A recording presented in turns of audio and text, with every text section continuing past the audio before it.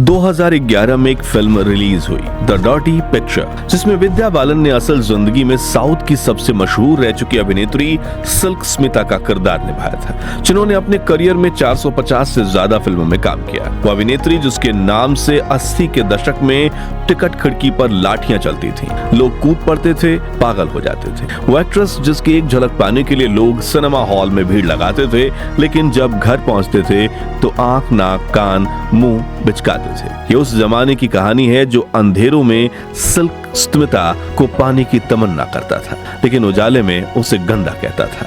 वो सिल्क जिसे पर्दे पर देखकर पुरुषों की धड़कनें बढ़ जाती थीं, सीटियां बजती थी, पैसे फेंके जाते थे, लेकिन फिर समाज में उसे कलंक कहा जाता था। ये दौर ऐसा था जब साउथ की फिल्मों में सिल्क स्मिता का रोल भले ही 5 मिनट का हो, लेकिन पोस्टर पर हीरो से बड़ी फोटो उनकी लगाई जाती थी।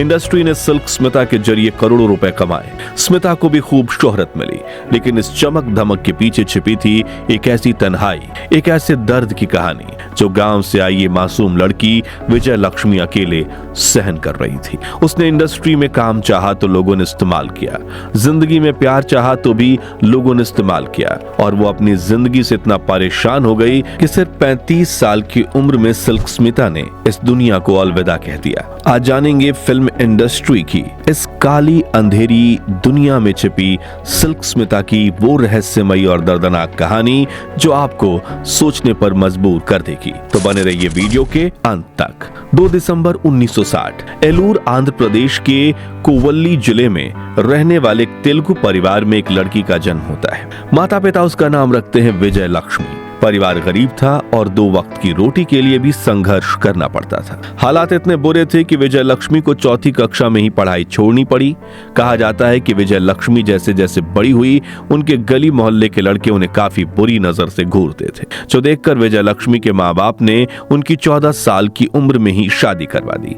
विजय लक्ष्मी ने सोचा कि शादी के बाद जिंदगी संवर जाएगी, लेकिन ससुराल उसके लिए एक जंजीरों वाली कैदगाह से कम नहीं थी। वहां प्यार नहीं, घरेलू मारपीट और मानसिक प्रताड़ना थी। एक नन्ही सी बच्ची जिसके खेलने के दिन होने चाहिए थे, वो शराबी पति और जालिम ससुराल के जुल्म सह रही थी। लेकिन जल्दी विजय लक्ष्मी को समझ में आ गया कि ये शादी उसकी जिंदगी नहीं, उसकी सजा बन चुकी है। रोज की मारपीट, गालियां और बेइज्जती ने उसके अंदर की हिम्मत को धीरे धीरे तोड़ा, लेकिन एक दिन वही टूटी हुई हिम्मत बगावत बन गई।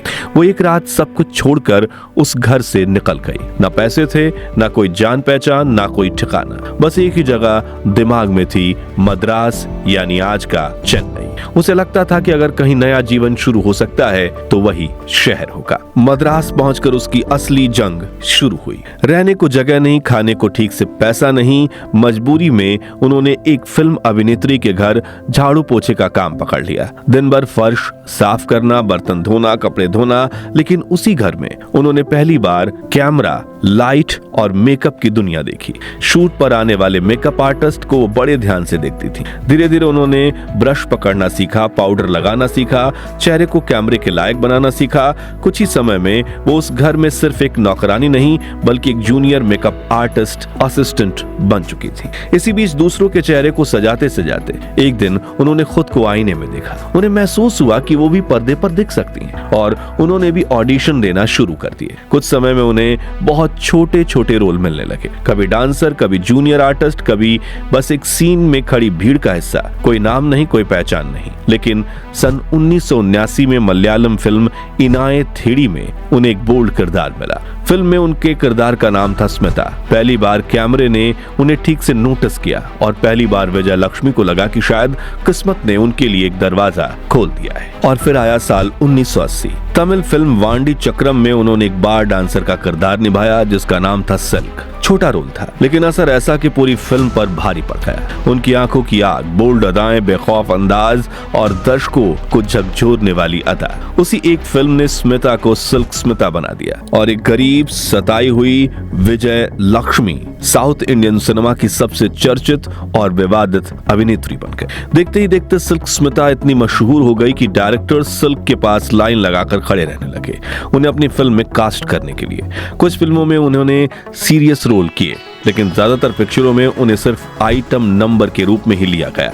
यहाँ तक कि कई फिल्मों के रिलीज को रोक दिया गया क्योंकि डायरेक्टर और एक्टर उसमें सिल्क का गाना डालना चाहते थे। दर्शकों के बीच उनकी दीवानगी इतनी बढ़ गई थी कि लोग सिर्फ सिल्क का गाना देखने के लिए सिनेमा घरों में आते थे और गाना खत्म होते ही थिएटर छोड़कर चले जाते थे। यह दृश्य हमें द डर्टी पिक्चर में दिखाया गया है। सिल्क की ताकत उनके कपड़ों की कमी में नहीं बल्कि उनकी आंखों की उस चमक में थी जो सीधे कैमरे के लेंस को चीरते हुए दर्शकों के दिलों में पहुंच जाती थी। वो एक नजर से वो बात कह देती थी जिसके लिए दूसरी हीरोइन को 10-10 डायलॉग्स बोलने पड़ते थे। उनके अभिनय में एक अजीब सा चुंबकीय शक्ति थी जो बिना शोर मचाए भी पर्दे पर तूफान खड़ा कर देती थी। इसका सबसे बड़ा उदाहरण बालू महेंद्र की क्लासिक फिल्म मुन्नरम पिर्राई से जुड़ा एक मशहूर किस्सा है। फिल्म एक सीन में सिल्क को बस एक सेब खाना था, ना कोई भारी डायलॉग, ना कोई बड़ा एक्शन। निर्देशक ने सिर्फ इतना कहा, सिल्क बस सेब खा लो, लेकिन उन्होंने उस साधारण से काम को ऐसी अदा के साथ किया कि पूरा सीन यादगार बन गया। जिस तरह उन्होंने सेब को काटा, जिस कैमरे की तरफ उन्होंने जिस तरह से नजर उठाई, जिस सहजता से वो फ्रेम में रही, उसने उस साधारण से पल को कामुकता की मिसाल बना दिया। निर्देशक खुद हैरान रह गए कि बिना बोले कोई कलाकार पर्दे पर इतना प्रभाव कैसे छोड़ सकता है। ये उनका कुदरती हुनर था। उसे पता नहीं था कि सेक्सी कैसे बनते हैं, लेकिन वो सांस भी ले रही थी तो वो अदा बन जा रही थी। और यही वो जादू था जिसे जमाना देख तो सकता था लेकिन समझ नहीं सकता था। नतीजा ये हुआ कि 80 के दशक में फिल्में हीरो के नाम पर नहीं बल्कि सिल्क स्मिता के नाम पर चलने लगी। 1980 से 1990 के बीच का पूरा दौर साउथ सिनेमा के इतिहास में उनके नाम से दर्ज है। उसी समय इंडस्ट्री में एक नया फॉर्मूला चल पड़ा। दर्शक वही देखने आते थे जिसमें सिल्क की मौजूदगी हो। उनका स्टारडम इस कदर हावी हो गया था कि बड़े बड़े सुपरस्टार कई बार फीके लगने लगते थे। रजनीकांत, कमल हासन, चिरंजीवी, मोहनलाल जैसे दिग्गजों की फिल्मों के लिए भी डिस्ट्रीब्यूटर्स का पहला सवाल यही होता था, क्या फिल्म में सिल्क स्मिता का गाना है? अगर जवाब हाँ होता तो फिल्म की कीमत बढ़ जाती और अगर नहीं तो सौदे कमजोर पड़ जाते थे। कहा जाता है कि उस दौर में सिल्क स्मिता एक गाने के लिए 50,000 से 1 लाख रुपए लेती थी, जो कोई लीड एक्ट्रेस की फीस ना हो। प्रोड्यूसर्स को यकीन था कि अगर कहानी कमजोर भी हो तो सिल्क का एक गाना पूरी फिल्म को सहारा दे सकता है। यही वजह थी कि 80 के दशक साउथ सिनेमा में सिल्क स्मिता का दौर कहलाने लगा। सिल्क ने खूब मेहनत की। वो दिन में 3 शिफ्ट में काम करती और करीब 1 दशक में उन्होंने 450 से अधिक फिल्में कर ली। लेकिन इतनी शोहरत और बेशुमार दौलत के बावजूद सिल्क के भीतर वो गरीब विजय लक्ष्मी हमेशा जिंदा रही। वो अपनी कमाई का बड़ा हिस्सा कैश में रखती थी। एक तरफ सिल्क ने गरीबी से निकलकर नाम कमाया था, मगर दूसरी तरफ दुनिया ने सिल्क स्मिता को एक सेक्स सिंबल के रूप में देखना शुरू कर दिया था। सिल्क के भीतर एक ऐसी अभिनेत्री सांस ले रही थी जो महान बनना चाहती थी।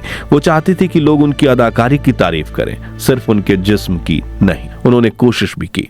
डायरेक्टर बालू महेंद्र की क्लासिक फिल्म मुन्नरम पिराई में उन्होंने अपनी एक्टिंग का लोहा मनवाया। वहीं भारत राजा की फिल्म अलाई गल में उन्होंने एक सीरियस रोल निभाकर क्रिटिक्स को चौंका दिया। जिन लोगों ने उन्हें सिर्फ वल्गर और बोल्ड समझ रखा था वही हैरान थे कि इस औरत के अंदर इतना दर्द, इतनी गहराई और इतना सधा हुआ अभिनय कैसे छुपा हुआ है। लेकिन अफसोस, इंडस्ट्री को अभिनेत्री सिल्क में कोई दिलचस्पी नहीं थी। उन्हें वही बार डांसर, छोटे कपड़ों वाली, ग्लैमर से भरी सिल्क चाहिए थी। जब भी उन्होंने सीरियस रोल की डिमांड की, उन्हें नकार दिया गया। उन्हें एक ही इमेज में कैद कर दिया गया। खुद एक इंटरव्यू में सिल्क स्मिता ने कहा था कि लोग उन्हें इंसान नहीं, सिर्फ जिस्म समझते हैं। वो उन्हें पर्दे पर तो चाहते हैं लेकिन वो इज्जत नहीं देना चाहते जिसकी वो हकदार हैं। यही उनके जीवन की सबसे बड़ी त्रासदी थी। वो अपनी बनाई हुई छवि की कैदी बन गई थी, इसलिए वो सेट पर किसी से बात नहीं करती थी, अलग थलग रहती थी। इंडस्ट्री के लोग उन्हें घमंडी कहते थे, लेकिन सिल्क के लिए वो एक सुरक्षा कवच जैसा था, क्योंकि वो मर्दों से भरी इस इंडस्ट्री में बोल्ड रोल्स कर रही थी और जरा सी भी नरमी पड़ने पर उन्हें इस्तेमाल करने वाले लोग तैयार खड़े थे। इसलिए सिल्क बहुत अकेला महसूस करती थी। वो किसी पर भरोसा नहीं कर पाती थी, लेकिन जितनी भी बार उन्होंने किसी पर भरोसा किया उतनी बार उनका दिल भी टूटा। कहा जाता है कि सिल्क स्मिता के कई अफेयर्स रहे, जहां उनका नाम साउथ फिल्म इंडस्ट्री के कई प्रोड्यूसर्स के साथ जोड़ा गया और ये नाम आज भी सामने नहीं आए। लेकिन रिपोर्ट्स की माने तो वो लोग भी सिल्क को सिर्फ लस्ट की निगाहों से देखते थे। वो सिल्क के पैसे और प्यार को इस्तेमाल करते और जब सिल्क उनसे बेइंतहा मोहब्बत करने लगती तो वो उसे छोड़ देते। सिल्क का नाम रजनीकांत के साथ भी जोड़ा गया और 2011 में जब डर्टी पिक्चर रिलीज हुई तो ये अफवाह उड़ने लगी थी कि फिल्म में नसरुद्दीन शाह का किरदार रजनीकांत पर बेस्ड था और ये खबर फैलते ही रजनीकांत के फैंस भड़क गए थे। लेकिन फिर फिल्म मेकर्स ने पब्लिक में आकर कहा ऐसा कुछ नहीं है। 80 के दशक में सिल्क के साथ कई नाम जोड़े गए थे जो अगर सामने आ जाते तो इंडस्ट्री में बवाल मच जाता। इन नामों में वीनू चक्रवर्ती, राजेश खन्ना का नाम भी शामिल था, लेकिन ये सब अफवाहें थी कि इनका कोई सबूत नहीं है। खुद सिल्क ने एक इंटरव्यू में माना था कि वो सेटल होना चाहती हैं, उन्हें सच्चा प्यार चाहिए था, कोई ऐसा इंसान जो उन्हें सिर्फ स्टार नहीं बल्कि एक औरत और एक इंसान की तरह अपनाए। लेकिन अफसोस ज्यादातर लोग उन्हें सिर्फ लस्ट की नजर से देखते रहे, कोई भी उन्हें जिंदगी भर के रिश्ते के लिए अपनाने को तैयार नहीं था। यही अकेलापन धीरे धीरे उन्हें डिप्रेशन की ओर धकेलने लगा। कई इंटरव्यूज में उनके शब्दों में साफ झलकता है कि वो एक टॉक्सिक रिश्ते में फंसी हुई थी। उधर 90 के दशक आते आते इंडस्ट्री के हालात और बदलने लगे। भले ही सिल्क अब भी डिमांड में थी, लेकिन प्रोड्यूसर्स नई लड़कियों को कास्ट करने लगे। वो कम पैसे में ज्यादा बोल्ड सीन करने को तैयार थीं। कुछ लोगों ने खुलकर तक ये कह दिया कि दर्शक अब सिल्क को बहुत देख चुके हैं, इसलिए उन्हें रिपीट नहीं करना चाहते। ये बात सिल्क के दिल को तोड़ देने वाली थी। इसी दौर में उन्होंने सोचा कि अगर एक्ट्रेस के तौर पर उन्हें इज्जत नहीं मिल रही है तो क्यों ना वो खुद प्रोड्यूसर बने। उन्होंने सिल्क एंड स्मिता कंबाइंड नाम से अपना प्रोडक्शन हाउस शुरू किया और 5 फिल्में प्रोड्यूस की, लेकिन दुर्भाग्य से वो फिल्में बॉक्स ऑफिस पर नहीं चली। मीडिया ने उन्हें बुरी तरह से क्रिटिसाइज किया, जिससे वो और ज्यादा टूट गईं और बिल्कुल अलग थलग पड़ गईं। धीरे धीरे उनके दुख का सहारा शराब बन गई। अकेलापन, असफल रिश्ते, टूटते सपने और फेल होता करियर, इन सब का बोझ वो शराब में डूबने लगी। 23 सितंबर 1996 की सुबह चेन्नई के एक होटल के कमरे में सिल्क स्मिता की लाश मिली। पिछली शाम उन्होंने शूटिंग की थी और अपनी दोस्त अभिनेत्री अनुराधा को फोन करके कहा था कि उन्हें किसी बात पर बहुत परेशानी है। वो बात करना चाहती थी, लेकिन अगली सुबह वो इस दुनिया में नहीं रही। पूरी फिल्म इंडस्ट्री सदमे में थी। पत्रकार सुशील राव ने इस पर बाद में एक ब्लॉग लिखा कि सिल्क की मौत से करीब 10 दिन पहले उन्होंने उनका इंटरव्यू लिया था। वो बेहद शालीन और शांत थी। उन्होंने कहा था कि वो शादी तब करेंगी जब अपने नाम 1 करोड़ रुपए की फिक्स्ड डिपॉजिट करा लेंगी, ताकि उनके और उनके होने वाले बच्चों का भविष्य सुरक्षित रहे। उन्हें यह एहसास हो चुका था कि उम्र बढ़ने के साथ इंडस्ट्री में काम मिलना मुश्किल हो जाएगा। उस इंटरव्यू में यह भी सामने आया था कि वो उस समय किसी के साथ लिव इन रिलेशनशिप में रहती थी। कुछ रिपोर्ट्स के मुताबिक उनके प्रोडक्शन हाउस की नाकाम फिल्मों की वजह से उन्हें भारी आर्थिक नुकसान हुआ।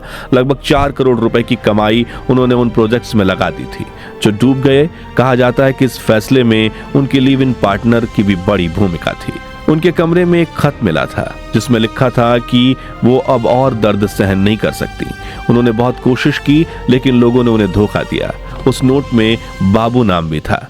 मीडिया में इसे इस तरह पढ़ा गया। उन्हें लगा था कि बाबू ही वो इंसान है जो उन्हें धोखा नहीं देगा, लेकिन आखिरकार उसने भी धोखा दे दिया। लेकिन ये बाबू कौन था, कोई नहीं जानता। लेखक पॉल ज़चारिन ने अपनी आर्टिकल में लिखा कि सिल्क की मौत के पीछे उनका फाइनेंशियल लॉस और इमोशनल टॉर्चर बड़ी वजह हो सकते हैं।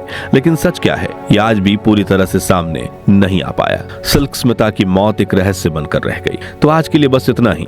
सिल्क स्मिता के स्टारडम, अकेलेपन और दर्दनाक अंत से जुड़ी इस सच्ची कहानी को लेकर आपकी राय क्या है, कमेंट्स में बताइए। इस वीडियो ने आपकी आंखें खोल दी हो तो इसे लाइक और शेयर करके 11,111 लाइक्स जरूर करवा दीजिए और ऐसी अनसुनी अनकही कहानियों के लिए हमारे चैनल को सब्सक्राइब करके पास वाली घंटी जरूर बजा दीजिए। धन्यवाद।